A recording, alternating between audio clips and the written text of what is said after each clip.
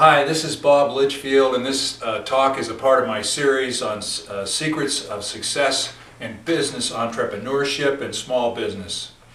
Now, we've already talked about if you want to be successful in a small business, you should pick something that you love to do.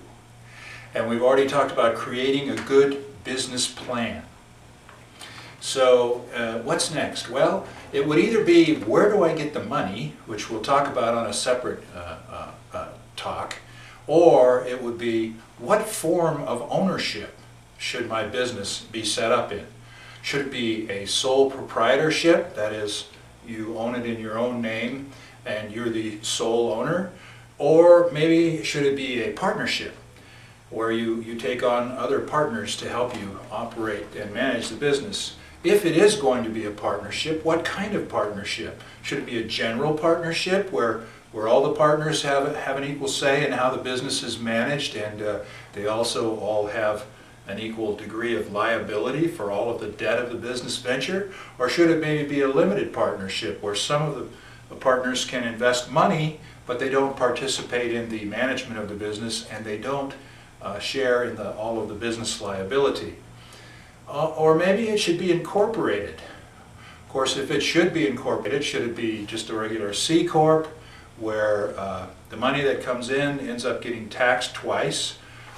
We'll talk about that in detail. Or should it be maybe a subchapter S corporation where we have the option of being taxed as a partnership, even though we're a corporation? We have the protection from liability that a corporation offers, but the money only gets taxed once.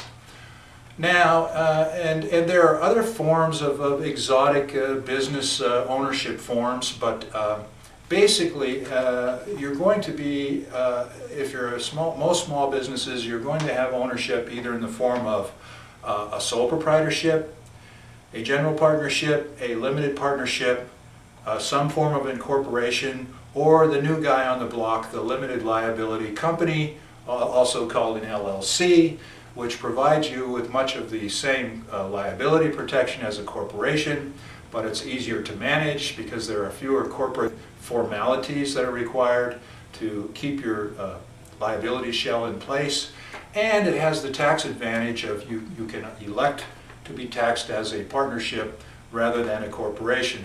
So your basic choices are sole proprietorship, partnership, either general or limited, corporation, either C Corp or S Corp, or a limited liability company.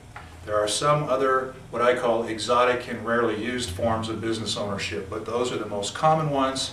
And in the next part of our talk, we will break down the advantages and the disadvantages of each one of those forms of business ownership. This is Bob Litchfield. If you're thinking about starting a business, you're thinking about one of the greatest adventures, the scariest, riskiest times of your whole life, and I envy you and I wish you success. God bless you and good luck.